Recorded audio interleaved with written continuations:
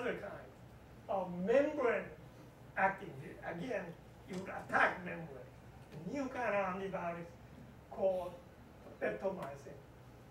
This you can find in hospital. If you happen to have a bacteria which resist all the conventional antibiotics, that's that bacteria will give you peptomycin. This has been approved, has been used, but we don't know how it works. We know it acts on membrane, we don't know how it works. But we did the same experiment here.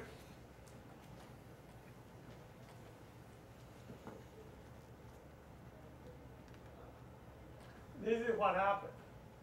It binds to the membrane surface again, and see, a lot of stuff come out.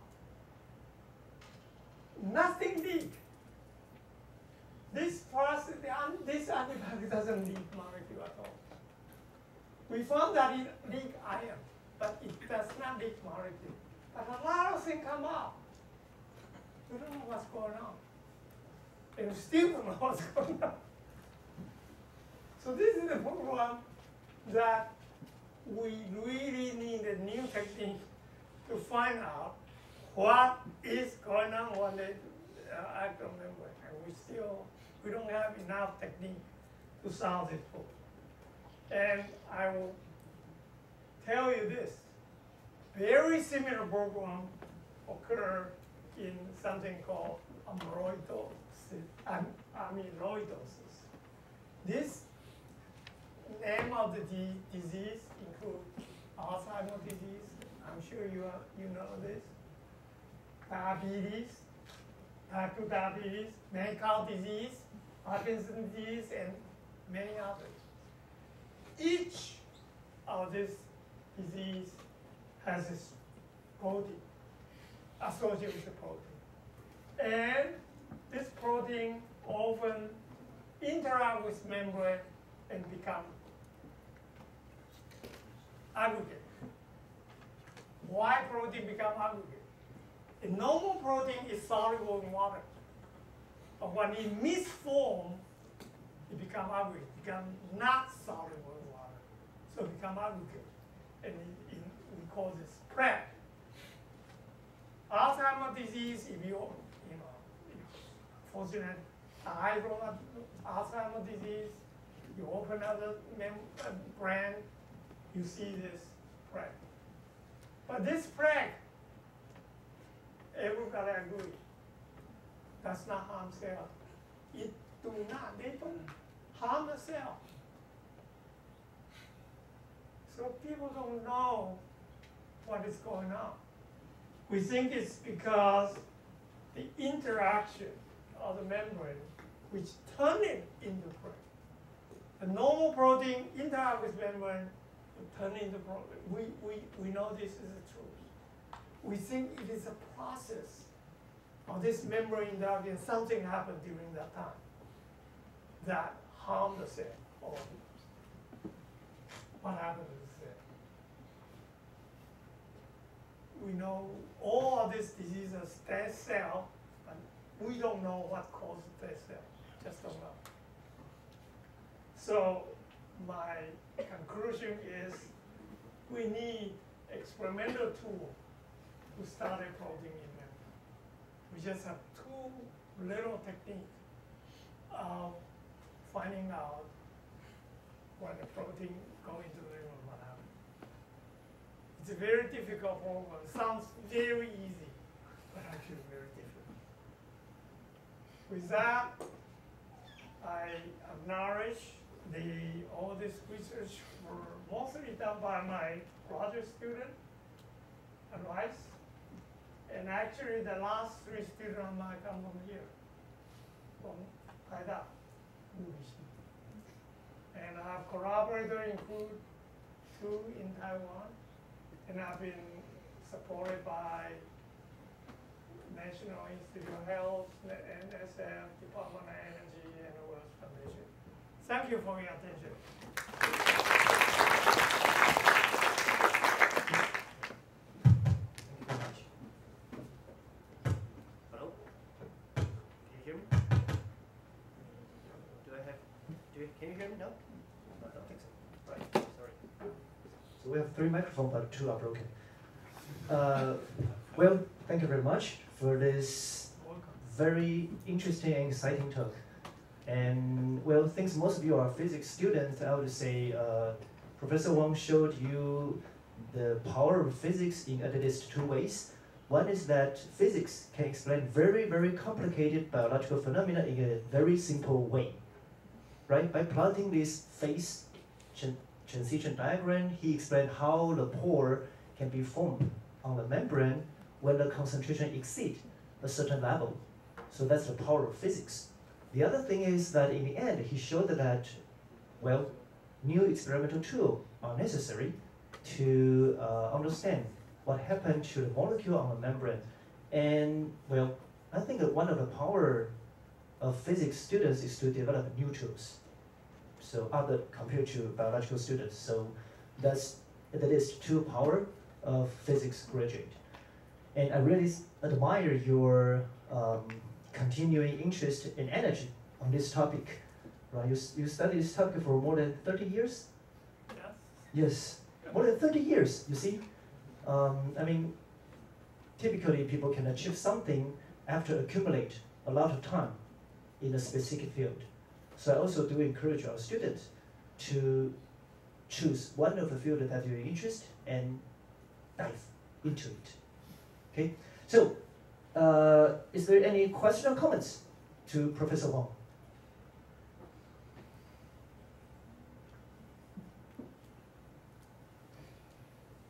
Please.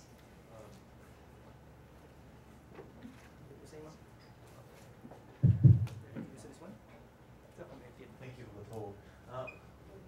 Why do cells expand when they are covered with antibiotics? Is this just a switch or like? Well, I mean, if you insert an additional molecule into the interface, you have one more molecule, the area must be increased by one more area of the occupied the molecule. It's very simple thing. I was wondering, like, Please use microphone so that everybody can hear. I think you use like switches and phase changes a lot. I was wondering to sort of understand the further question, like regarding the 2nd generation of antibiotics or something like that. How far do you have to research all these fundamental phenomena, like switches and all that sort of stuff? How do you say that?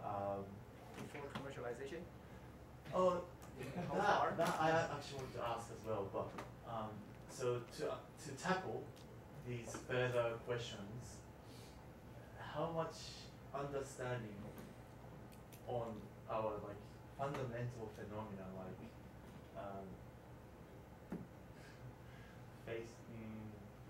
do we have to know? Sorry. So the question is that when you say fundamental mechanism, you mean that, for example, for students to understand this, what do you need to learn? Or on the other hand is to push this to application, how much you need to know in the fundamental. What I really want to say is like, you know, I think there are many mysterious phenomena behind human bodies. Right. And if you want to really sort of further this research, I think it's going to be like, you're going to go further, but then you're going to really go back to the very fundamental phenomena in our bodies, or like how DNA works and all that sort of stuff. Like, so I suppose, So the question is about the link. No, I think Yes, you so- asked I think you asked a very good question. I mean, basically you are asking, what is the problem? What is the problem you need to solve? And I think in a way, physics is a kind of field that problems are in a way unknown. And you see a phenomena, you don't know where is the solution. You know, you don't know. The defining a problem itself is a research. You do research to define your problem. By the time you know what problem to ask, you are already halfway toward the end.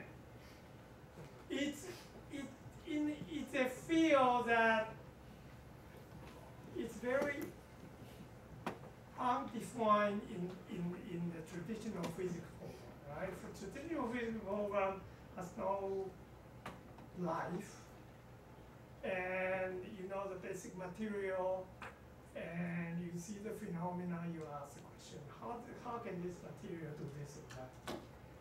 And that is the totality of your question. But in biology, it's sort of, you don't know where is the boundary. And particularly when we did this experiment with the live cell, what is, you know, which part is physics? Which part is a live process? That is the kind of thing sort of attractive. I mean, you know, you have to define your problem. I started out with, as a student, I was doing particle physics and theory, high energy theory. And when I graduated, that was the time that the standard model began to be forming. And, well, I don't know whether I should tell you this or not. In a lot of educational high energy physics in the 1960s will turn out to be wrong. The theory was completely wrong. And we still working on something which just entirely missed the standard model, field theory. So the standard model, after another 10 years, practically defined the entire particle physics. In a way, no more program come after that. So I decided that I better get out of it because it's become too difficult. Because you seem to reach the end. You know, people begin to write a book called End of Physics. It's nonsense, but it's reflecting the fact that the particle physics has now reached a stage where after that there's very little experimental evidence to guide you.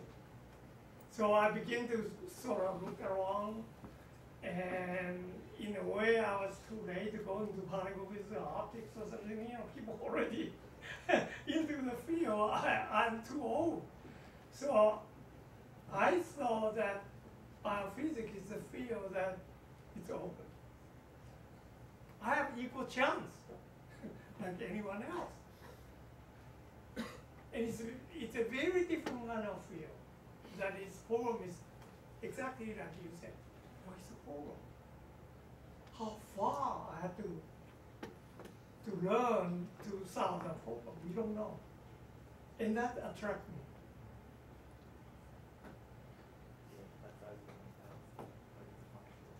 Yep, so that's really important. Thank you very much for showing this progress. I mean, to switch a field is always a tough decision. Very tough decision.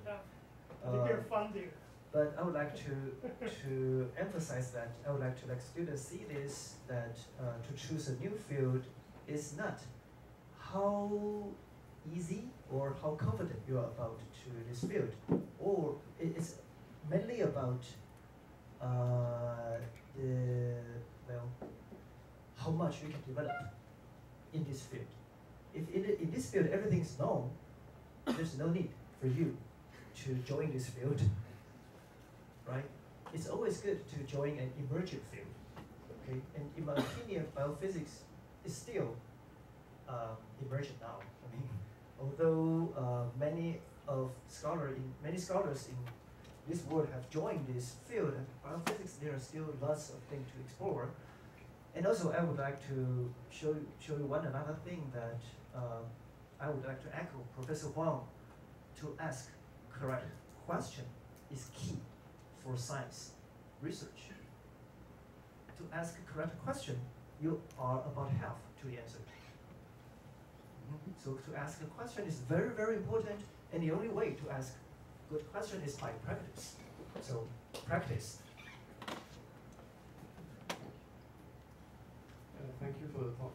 So actually, I'm not in physics. I major in chemistry and I'm doing biology. Okay. I just wanted to ask you, you show the formation of the pore with vesicles, and I think you heard about lipid nanodisk as well. Now people are working with lipid nanodisk, so it's a disc-shaped bilayer, but the lipid bilayer is surrounded by a scaffold protein. Yeah. So it's less easy to increase or decrease. So I guess if you put your antibiotic into that, you won't have this 4%, so you won't have pores. So did people try that? I believe the NMR, this typical NMR preparation, right? Yeah, I'm sure people ask different kind of question. Not every, this field, we have done a lot of other things, but this particular question of how this antibiotic may call has been investigated by many, many people, and everybody has different, prejudice. People think that in measuring this will answer the question. Everybody work differently. That preparation of disc with some scaffolding molecule surrounding it, yeah, that's a very common NMR preparation. And I'm almost certain people look at it. And what did they find? I can't tell you. This has big literature on this subject. And still there are people who disagree with me. Still. It's a free world. So. But there's nothing wrong in the chemistry and interest in biology. In fact, people are saying that we should not say this is physics, this is chemistry, this is, why you have to define, draw a line to call this physics or chemistry. I never worry about what I'm doing. You want to call that physics, biology, chemistry, fine. I don't care. I mean, science is science, right? Don't worry about your chemistry, not in physics. I don't worry about it. Okay, so please. A quick question. It's about the pore formation. Is this kind of CNC critical mine cell or critical aggregate type of thing? In that sense, it is not a strict first order phase transition. It's very sharp. Right? You are absolutely correct. I mean, this is CNC type of thing. If you write down the chemical potential of peptide in two states, it's a CNC type of thing. And as you know, that other things that call phase transition is not sharp because it's finite system. It's a finite system, so, but still, I think the most useful concept is phase transition. Strictly speaking, maybe not because it's not sharp. But the concept is two phases still. Yeah, but thank you for this very professional question. But most people in this room does not understand CMC. Sorry, that's what? I can give you a microphone.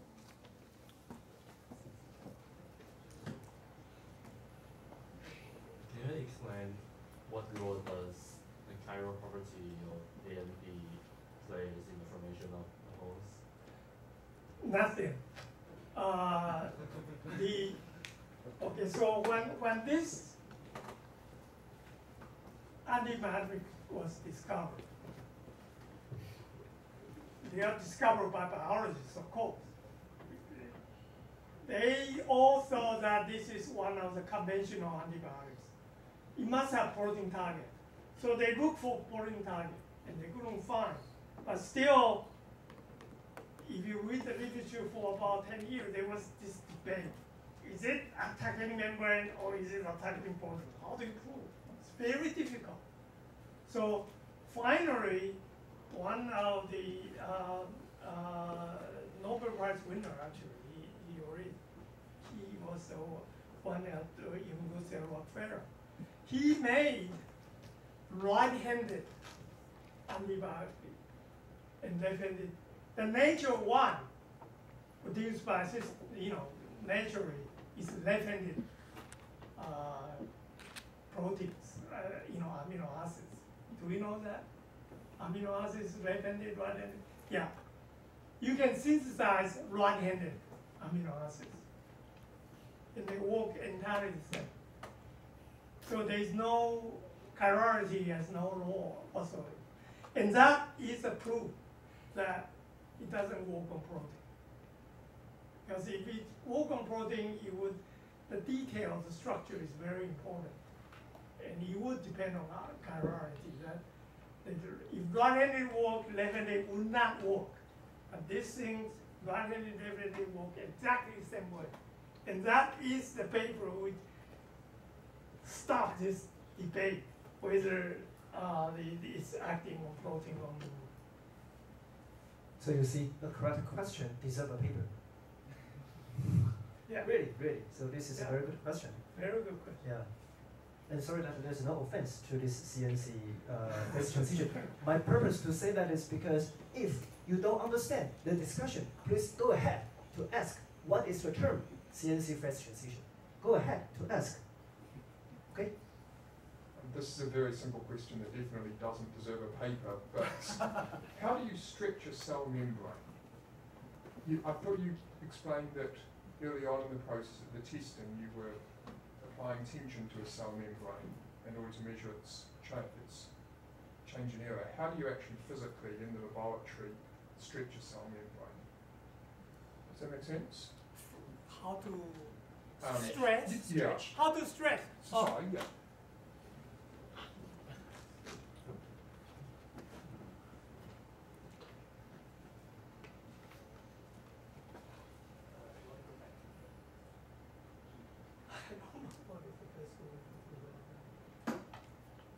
So here it is. So if you take a glass pipette, glass pipette is a tube, okay? Attach to it and apply negative pressure, lower than atmosphere pressure. Then you suck in a little bit. And the tension is calculated by Laplace formula. Do we know Laplace formula? Oh, that's okay. Yeah, the pressure difference. See, if you have a balloon, you blow a balloon. The pressure inside is bigger than outside, right? True. What is the difference? The difference is tension divided by radius. Actually, by 2. That's called Laplace formula. So that means that I have,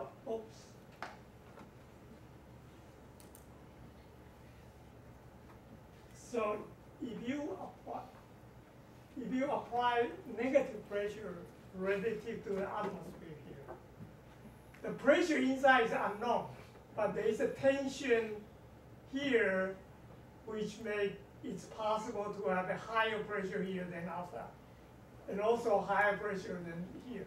So you have two Laplace equations, one across this small radius, one larger radius, and you can calculate the tension. So if you know your pressure, know your atmosphere pressure, you know the tension. And if you more negative pressure, higher tension. So you can change the tension.